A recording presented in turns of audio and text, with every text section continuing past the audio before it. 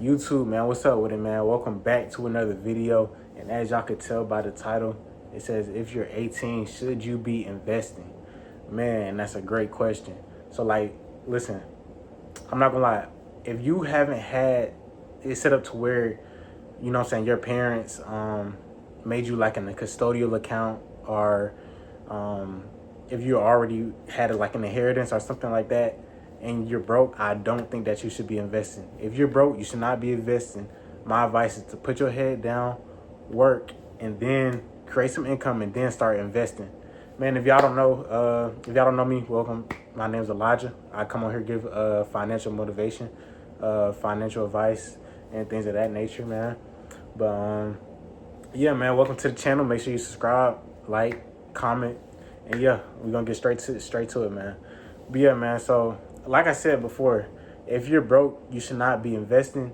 And this is just because when you invest, you want to kind of sit that to the long term, and kind of sit that aside, and don't look at it. You know what I'm saying? If you're broke and you're investing, you're going to be going back and forth, trying to pull from stocks, trying to sell your stocks. And that's not what stocks are meant for. Stocks are meant for long-term growth, for you to set it aside and not worry about it. Like set it in the S&P 500 or set it in the Vanguard or some other stocks for long-term growth, and not look at it. Now, if you're day trading, that's something different. That takes a different skill. That's something that you would look at daily, and such as swing trading too. That's something that you would look at monthly. So I didn't want to really get too much in depth about like day trading and swing trading, but if you're doing those to try to, you know what I'm saying, try to make some money on the side, then yeah, that's a little bit different. But my advice is no, you should not be investing if you're broke. Now, another thing I do want to say is that let's say if you're working a 9 to 5, and then somehow you find a way to get some passive income, I do recommend that you invest all your passive income, all your side hustles, you invest all that money, and you know what I'm saying, you could use your 9 to 5, and you could kind of live off of that. But that's kind of like a method, you know what I'm saying, the method to the madness that I would take. Another thing too is that your time in the market matters more than how much you have in the market. So let's say you started you started investing in 2016, and you never pulled out, you never sold any of your investments. You know what I'm saying? That will accumulate in with something called compound interest. You would have more in investments than somebody that just started today investing. So that's why when we say compound interest, that kind of leads, like, for example, like if you would have, you know what I'm saying, put your money in something like S&P 500, you don't have to guess like the top stocks.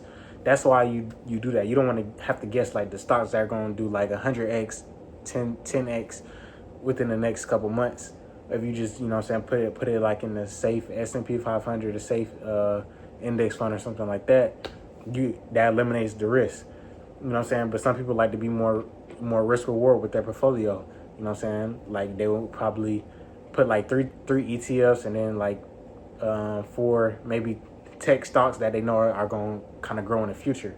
So that's kind of what I would recommend if you are, you know what I'm saying, younger. But if you're older, you know what I'm saying, you have different stuff to play with, so you kind of got to play with it a little bit. Another thing is, ask yourself, is a 9 to 5 a short-term fix for a long-term problem? And what I mean by that is, so most of the time, a lot of people straight out of high school, they'll start working, or they'll go get a job, you know what I'm saying? But it's still not fixing the problem that, you know what I'm saying, that you might have financially.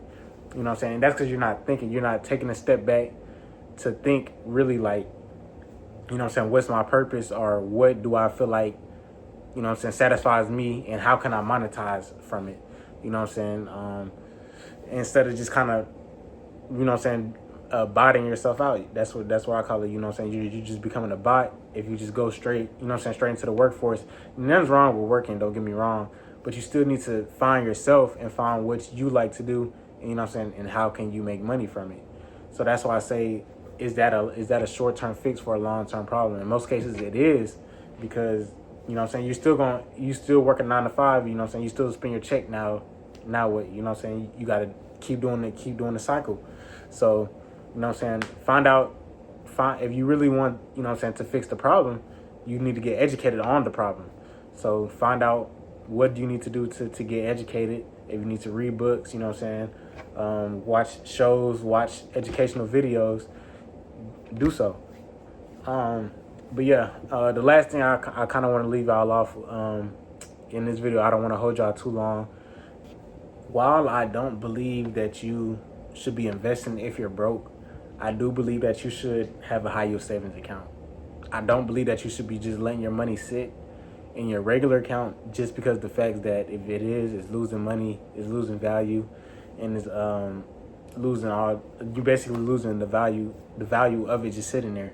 So I do, you know what I'm saying, advise you to earn some kind of interest on your money, whether that's a high yield savings account. So and some good ones are SoFi, Ally, and Capital One. You know what I'm saying? Like I said, I don't really want to hold y'all for too long. I hope y'all enjoyed the video. If you do, make sure you comment, make sure you like. And yeah, appreciate y'all. Peace out.